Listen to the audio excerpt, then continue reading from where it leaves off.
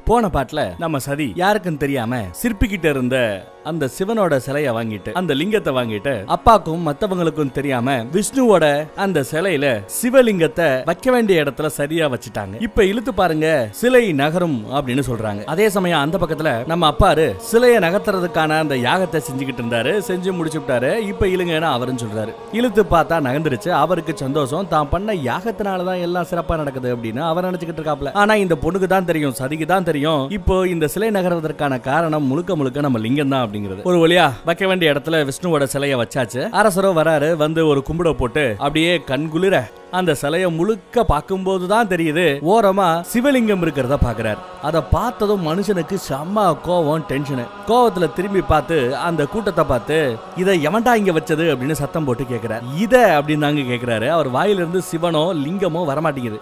இந்த இடத்துல எவன்டா வச்சது அப்படின்னு கேக்குறாரு. கூட்டமே அப்படியே பதறி போயிருக்கு. ஐயோ கோவப்படுறாரே அப்படின்னு. யார் வச்சது சொல்றீங்களா இல்லையா அப்படின்னு சத்தம் போட நம்ம சரி முன்னாடி வந்து நான் தான் தந்தையே அப்படின்னு சொல்ல மனுஷன் மறந்து போறாரு. என் பொண்ணா இப்படி நீ அப்படி செய்யறவ இல்லையே. யாரோ மனசை போட்டு குழப்பி இருக்கணும். யாரோ சொல்லக்கூடாததெல்லாம் சொல்லி இருக்கணும். அப்பாவையும் பொண்ணையும் பிரிக்க முயற்சி பண்ணி இருக்காங்க. யார் அந்த சேட்டையை பண்ணது? என் பொண்ணோட மனசை கெடுத்தது யாரையா அப்படின்னு சத்தம் போட அதே சமயம் அந்த பக்கத்துல இருந்து ஒரு 10-20 முனிவர்கள் வராங்க. நம்ம சிவனை கும்பிடக்கூடிய போன பாட்டுல சதிக்கு நிறைய சிவன் சம்பந்தப்பட்ட அந்த விஷயங்களை சொல்லி கொடுத்தாரு இல்லையா ஒரு குருநாதர். அவர் வரார். ஓ நீர்தானா? என் பொண்ணு பூவை பிடுங்க போன இடத்துல நீதான் ஏதோ பேசி சொல்லக்கூடாதெல்லாம் சின்ன பொண்ணு மனசுல சொல்லி இப்படி ஏதோ பண்ணி வச்சிருக்கிற அப்படின்னு திட்டுறாரு. அதுக்கு அவரு இல்ல நீங்க தான் தப்பு பண்றீங்க. எல்லாமே சரியா செய்ய வேண்டிய இடத்துல சிவனை கடவுளா ஏற்க மறுக்கிறீங்க. அவருக்கு கொடுக்க வேண்டிய அந்த மரியாதையை கொடுக்க மறுக்கிறீங்க அப்படின்னு குருநாதர் சொல்ல அதுக்கு இவர் காண்டாயி என்ன உங்களுக்கு தெரியாதா? எங்க அப்பன் பிரம்மனை சபிச்சவன் அந்த சிவன். அந்த ஆள நான் கும்பிடுறதா முடியவே முடியாது அப்படிங்கிறாப்ல. அதே சமயம் இந்த பக்கம் பொண்ணை பார்த்து பொண்ணே மன்னிச்சுக்கமா என் தப்புத்தேன். அவர் யாரு என்னன்றத உன்கிட்ட சொல்லி வளர்த்திருக்கணும். அந்த ஆள் யார் தெரியுமா? உடம்பு முழுக்க செத்து போனவங்களோட சாம்பலை எடுத்து சுட்ட சாம்பலை எடுத்து பூசிக்கிட்டு அங்கேயும் இங்கேயும் பிச்சை எடுத்து திண்டு வாழ்றவன். அரக்கர்களும் அசுரர்களும் அகோரிகளும் சூழ நின்னு அவனை எப்ப பார்த்தாலும் கும்பிட்டுக்கிட்டே இருப்பாங்க. இப்பேற்பட்ட ஒருத்தனை போய் நான் கடவுளா ஏத்துக்க முடியுமா, கும்பிட முடியுமா அப்படின்னு இவர் எடுத்து சொல்றாரு. அதே சமயம் அந்த குருநாதரோ இல்ல நீங்க கடவுளா ஏத்துக்கிறதுக்கு ஆடை ஆபரணங்கள் சூழ மிகப்பெரிய மாளிகையில செல்வம் செழிக்க இருக்கணும் அப்படின்னு அவசியம் இல்ல. சொல்ல போனா சிவனை கும்பிடுறது அப்படிங்கிறது ரொம்ப ஈஸி. அகோரிகள் கும்பிடுற மாதிரியே வெறும் சாதாரண வில்வ இலைய வச்சு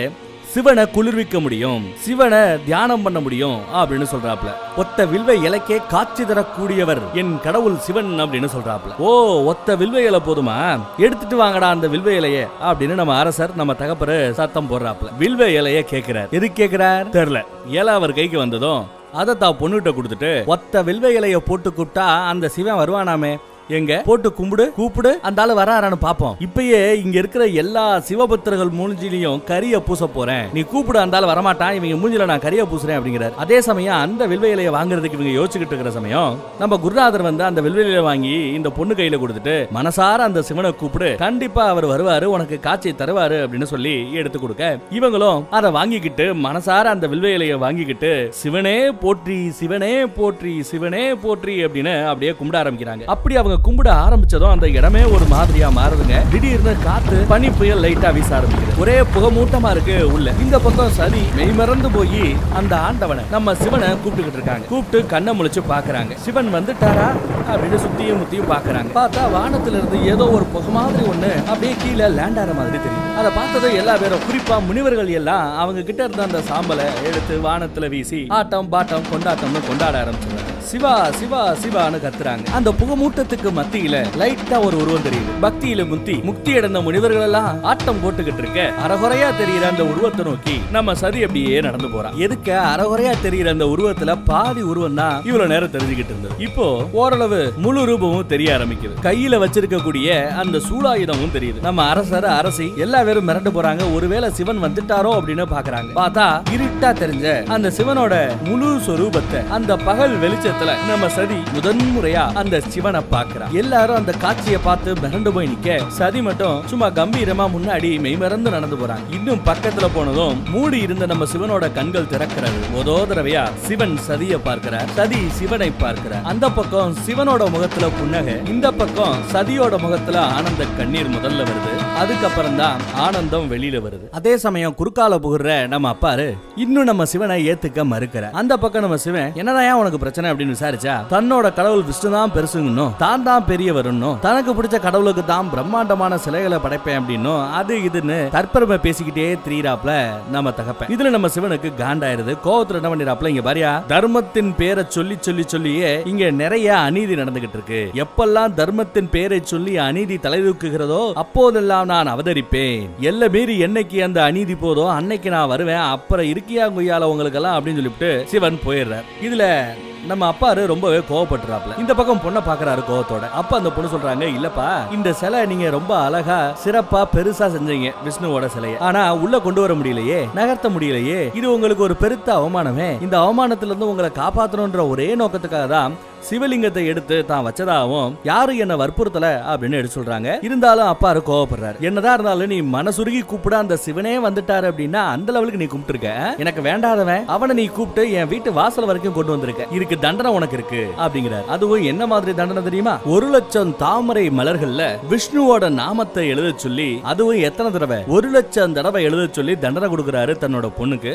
அவங்களும் அதை மனசார ஏத்துக்கிறாங்க. அந்த தண்டனையை செய்யறேங்கிறாங்க. என்னதான் தண்டனையை ஏத்துக்கிட்டாலும் பொண்ணு மனசு தாங்கலங்க. தகப்பு கிட்ட எவ்வளவோ எடுத்து சொன்னாங்க. இல்ல நீங்க அவமானப்பட கூடாதுங்கிறதுக்காக தான் சிவலிங்கத்தை வச்சேனே ஒழிய சிவனின் மீது தனிப்பட்ட முறையில எனக்கு பெருசா எதுவும் கிடையாது அப்படின்னு எடுத்து சொன்னாங்க. ஆனா அப்பா பொண்ண சந்தேகப்படுறாரு. இதுல காண்டானவங்க தண்டனையை ஏத்துக்கிட்டாலும் சரி, என்ன உங்களுக்கு என்ன நீங்க நம்ப மாட்டேங்கிறீங்கல்ல, இப்போ உங்களுக்கு நான் வாக்கு கொடுக்குறேன். உங்க மனசு நோகுறபடி ஒரு காலமும் நான் நடக்க மாட்டேன். இப்ப நடந்த அந்த தப்புக்கு தண்டனை ஏதாவது இருந்தா கூட கொடுங்க. அந்த தண்டனையை நான் செவ்வனே செஞ்சு முடிப்பேன் அப்படின்னு சொல்றாங்க. வாக்கு கொடுத்துட்டு விறுவிறுன்னு அந்த அரண்மனையை விட்டு வெளியில கிளம்புறாங்க. பெத்த மனசு புருஷனுக்கும் என்ன சொல்லணும் தெரியாம பொண்ணுக்கும் ஆறுதல் சொல்ல முடியாம அப்படி ஏனிக்குது. இப்ப மகாராஜாக்கு பயங்கர கோவம். யாரு? நம்ம தட்சனுக்கு பயங்கர கோவம். சிவன் வந்து இவரை பழிச்சு பேசிட்டு போயிட்டாப்ல. இதுல காண்டுல இருக்காரு. தனக்கு நேர்ந்த இந்த அவமானத்துக்கு காரணம் 2 பேர் அப்படின்னு நினைக்கிறாரு. ஒன்னு சிவலிங்கத்தை விஷ்ணுவோட சிலைக்கு கீழே வச்ச நம்ம சதி, இன்னொன்னு அந்த லிங்கத்தை கொடுத்து வைக்க சொன்ன அந்த சிற்பி. அதனால இவர் என்ன பண்றாரு, 2 பேருக்குமே தண்டனை கொடுக்கிறாரு. தான் பொண்ணுன்னு கூட பார்க்காம தான் பொண்ணுக்கு என்ன மாதிரி தண்டனை கொடுத்தாரு அது ஏற்கனவே நம்ம பார்த்தோம் நினைக்கிறேன் இல்லையா?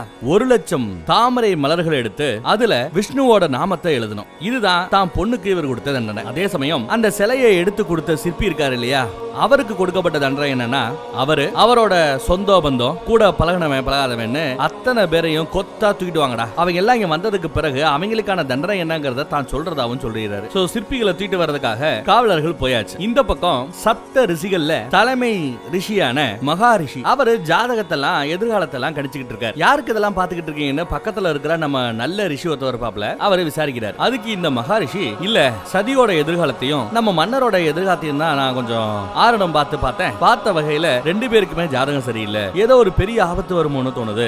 விதியை மாத்தணும். நாமெல்லாம் சாதாரண மனிதர்கள் இல்ல, நமக்கு யாகங்கள் செஞ்ச சக்தி இருக்கு. அந்த சக்தியை பயன்படுத்தி நம்ம ராஜாவோட விதியை மாத்தி எழுதணும் அப்படிங்கிற மாதிரி எல்லாம் மகரிஷி பேச, அதுக்கு நம்ம நல்ல ரிஷி விதியை மாத்தணும் அப்படின்னு நினைக்கிறது தப்பு இல்லையா, அதுவும் சக்தி படைத்த நாம இந்த மாதிரி யோசிக்க கூடாது வைக்க கூடாதுன்னு பேசிட்டு இருக்க 2 பேருக்கு நடுவுல ஒரு வாதமே நடக்குது. அந்த பக்கம் சதியோட 2 அக்காமார்கள் வந்து சதி கிட்ட, நீ ஏமா அதுக்கு ஒத்துக்கிட்ட? 1,00,000 தாமரை மலர்களை எடுத்துட்டு வருதுங்கிறது எவ்வளவு கஷ்டமான விஷயம் தெரியுமா? அரண்மனையை சுத்தி இருக்கக்கூடிய தாமரை மலர்களை மொத்தமா அள்ளிட்டு வந்தா கூட ஒரு 20,000 தாமரை மலர்கள் கூட சேராது. அப்பேற்பட்ட நிலைமையில நீ 1,00,000 தாமரை மலருக்கு எங்க போவ? இதுக்கு நீ ஒத்துக்கிட்டு இருக்க கூடாது. ஏன் ஒத்துக்கிட்ட அப்படின்னு கேட்டா, நான் என்ன பண்றது, தப்பு பண்ணிட்டேன், அப்பாக்கு வாக்கும் கொடுத்துட்டேன், அவர் கொடுத்த தண்டனையை நான் ஏத்துக்கிட்டேன், நான் செஞ்சுதான் ஆகணும் அப்படின்னு நம்ம சதியும் ஒத்த கால்ல நிக்கிறாங்க. சும்மா அக்கா மார்க 2 பேரும் அப்படியே விசாரிச்சதோட மட்டும் இல்லாம தாமரை மலர்களை கொண்டு வரதுக்காக வேலையாட்களை ஏவி விட்டு அங்க இங்க கொஞ்சம் வேலை செஞ்சு நிறைய தாமரை மலர்களை கொண்டு வந்துகிட்டே இருக்காங்க. ஆனா நம்ம சரி, நீங்க இந்த மாதிரி உதவி எல்லாம் செய்ய வேண்டாம், ஏன்னா தப்பு பண்ணது நானு, தண்டனையை அனுபவிக்க வேண்டியதும் நானு, இந்த உதவிகள் எல்லாம் வேண்டாம் அப்படின்னு மறுத்துறாங்க. அப்படி சொல்லிட்டு அவங்களோட தாமரை மலர்களை வேண்டாம் சொல்லிட்டு கால் செருப்பை கூட கழட்டி வச்சுட்டு காட்டுக்கு நடுவுல தாமரை மலர்களை தேடி புறப்பட்டு போறாங்க. கூட துணைக்கு 2 வேலைக்காரிங்க தான் போறாங்க. உள்ள பயங்கர வெயில், சாப்பாடு ஈப்பாடு தண்ணி எதுவுமே எடுத்துட்டு போல. தான் இவ்வளவு கஷ்டப்படுறமே, பரவாயில்ல, தப்பு பண்ணோம், தண்டனை அனுபவிக்கிறோம். தான் கூட வர்ற இந்த வேலையாட்கள் அவங்க எதுக்காக இவ்வளவு கஷ்டப்படணும் சொல்லிட்டு, இது என்னோட கட்டளை, நீங்க 2 பேரும் அரண்மனை நோக்கி இப்பயே புறப்பட்டு போங்க, போனது நல்லா சாப்பிடுங்க, தண்ணி குடிங்க அப்படின்னு சொல்லிட்டு அவங்க 2 பேரையும் அனுப்பிச்சு வச்சாங்க. அவங்களும் முடியாதுன்னு சொன்னாலும் விடலையே, கண்டிப்பா போய் ஆகணும், இது அரச கட்டளை, இல்லனா தண்டிப்பேன்னு சொல்ல அவங்களும் வேற வழி இல்லாம அங்க இருந்து போயிடுறாங்க. அதே சமயம் இங்க அரண்மனையில பார்த்தோம்னா சிற்பிக்கு சொந்தக்காரங்க எல்லா பேரையும் வரிசையா உட்கார வச்சு அவங்களுக்கான தண்டனை என்ன அப்படிங்கறத அனுபவிக்கிறார். என்ன தண்டனை தெரியுமா? எல்லா பேரையும் நாடு கடத்த போறாரா, போங்கடா இந்த நாட்டை விட்டு அப்படின்னு விரட்டுறாங்க. கரெக்டா இவங்க நகர்ந்து போற சமயம் எதுக்கு பார்த்தா நம்ம குருநாதர் வரார். வந்து மன்னர் கிட்ட இந்த மாதிரி நீங்க பண்றது தப்பு, தப்புக்கு மேல தப்பு, தர்மத்தின் பேரை சொல்லி நீங்க பண்ணிக்கிட்டு இருக்கீங்க. நீங்க நல்லவருன்னு ப்ரூவ் பண்றதுக்காக தேவையே இல்லாம உங்க பொண்ணையும் தண்டிக்கிறீங்க, இந்த சிற்பிகளையும் தண்டிக்கிறீங்க, அப்படி இப்படின்னு எடுத்து சொல்றாரு மகரிஷி. மகரிஷி கிடையாது, நம்ம குருநாதர், சிவனை கும்பிடக்கூடிய நம்ம குருநாதர் வந்து பேசுறாரு. அதே சமயம் அந்த பக்கம் பார்த்தா அந்த வேலையாட்கள் 2 பேரு காட்டுக்கு நடுவுல இருந்து தன்னந்தனியா வராங்க. அம்மாமாரும் அக்காமார்களும் எங்கடா நம்ம சதியை காணமேன்னு வெயிட் பண்றாங்க. வந்தவங்க கிட்ட விசாரிச்சா இந்த மாதிரி எங்களை போக சொல்லிட்டாங்க, அவங்க தனியா இருக்காங்க அப்படின்னு இந்த வேலையாட்கள் சொல்ல, எப்படி நீங்க விட்டுட்டு வரலான்னு கேட்டா அரச கட்டளை அப்படிங்கிறாங்க. சரி, இப்போ அங்க போனோம்னா உடனே போய் அவளை பாத்துடலாமா, கூட்டு வந்துடலாமா, எங்க இருக்கா அப்படின்னு கேட்டா, இப்ப நீங்க புறப்பட்டா கூட நடுராத்திரி 12-1 மணி ஆயிடும் நம்ம சதி இருக்கக்கூடிய அந்த இடத்தை போய் ரீச் ஆறதுக்கு அப்படின்னு அந்த வேலையாட்கள் சொல்றாங்க. இவங்க என்ன பண்ணணும்னு புரியாம, ஐயோ நட்ட நடு ராத்திரி நேரத்துல தான் பொண்ணு எவ்வளவு கஷ்டப்படுவாளோ, உடனே இந்த மேட்டரை ராஜா கிட்ட அப்பா கிட்ட சொல்லணும் அப்படின்னு சொல்லிட்டு விறுவிறுன்னு கிளம்பி வராங்க. இங்க வந்து பார்த்தா விவாதம் நடந்துகிட்டு இருக்கு நம்ம குருநாதருக்கும் தட்ச மகாராஜாவுக்கும். இவரு திரும்ப திரும்ப சொல்றது என்ன தெரியுமா, நான் ரொம்பவே நேர்மையானவன், என் நீதிக்கு முன்னாடி என் பொண்ணு ஒண்ணுதான், இந்த சிற்பிகளும் ஒண்ணுதான் அப்படின்னு தன்னோட கௌரவத்தை நிலைநாட்டுறதுக்காக இம்புட்டு சேட்டையும் பண்ணிக்கிட்டு இருக்காப்ல. இவருக்கு ஏன் சிவ மேல அம்புட்டு கோவம்? இதுக்கு பின்னாடி ஒரு பேக் ஸ்டோரி இருக்கும், அதை இன்னும் கொஞ்சம் டீடைல்டா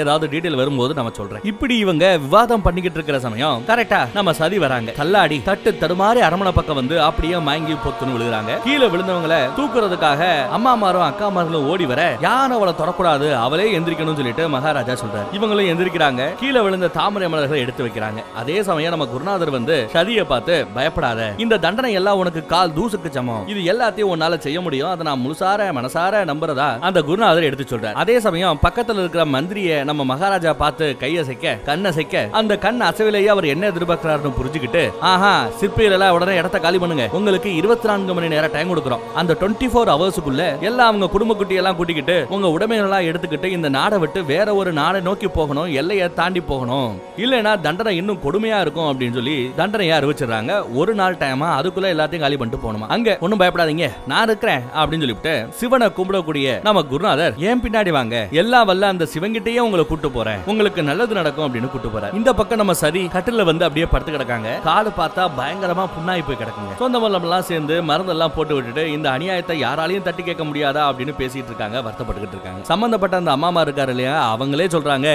என்ன பண்றது, தக்ஷனுக்கு மகளா பிறந்துட்டாலே தக்ஷனோட கௌரவத்தை காப்பாத்துறதுக்கு இவ கஷ்டப்படணும்னு விதி அப்படின்னு பேசுறாங்க. அந்த பக்கம் நம்ம சதியோட மூத்த அக்கா, அவங்க எப்பவுமே சிவப்பு கலர் ட்ரெஸ்ல தான் வருவாங்க. அவங்க விறுவிறுன்னு போய் மகரிஷி கிட்ட, இவங்களோட சப்த ரிஷிகள் இருக்காங்கல்ல, இவங்க எல்லாம் யாரு, விஷ்ணுவை கும்பிடுறவங்க, அவங்களோட தலைவன் தான் இந்த மகரிஷி. மகரிஷிட்ட போய், உங்களுக்கு தெரியாத ஒண்ணும் இல்ல, ஏன் இப்படி அப்பாக்கும் பொண்ணுக்கு நடுவுல சண்டை பஞ்சாயத்தெல்லாம், இந்த தண்டனை வேண்டாமே, அப்பா கிட்ட நீங்க சொன்னா அவர் கேட்பாரு அப்படின்னு பேசுறாங்க.